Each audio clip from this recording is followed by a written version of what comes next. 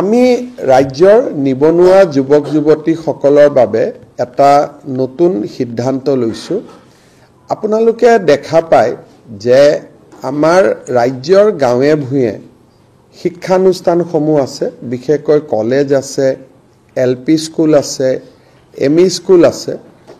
আৰু যেতিয়া আমি সেন্ট্ৰেলাইজ গ্ৰেড 4ৰ পৰীক্ষা পাতো তেতিয়ালে সাধাৰণতে আমাৰ গাঁৱত যিজন কৰ্মচাৰী হ'ব লাগে প্ৰাথমিক বিদ্যালয়খনত, মাধ্যমিক বিদ্যালয়খনত বা হাইস্কুলখনত মেৰিটত কেতিয়াবা বেলেগ জিলাৰ পৰাও ল'ৰা ছোৱালী গৈ পায়। ফলত এটা হাৰ্ট বাৰ্নিং এটা হয় যুৱক যুৱতীসকলৰ মাজত।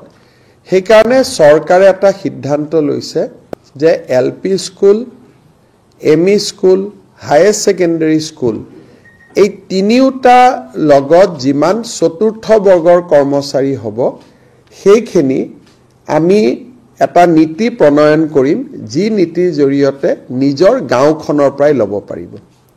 কিন্তু গাঁৱতো কাক ল'ব পাৰিব?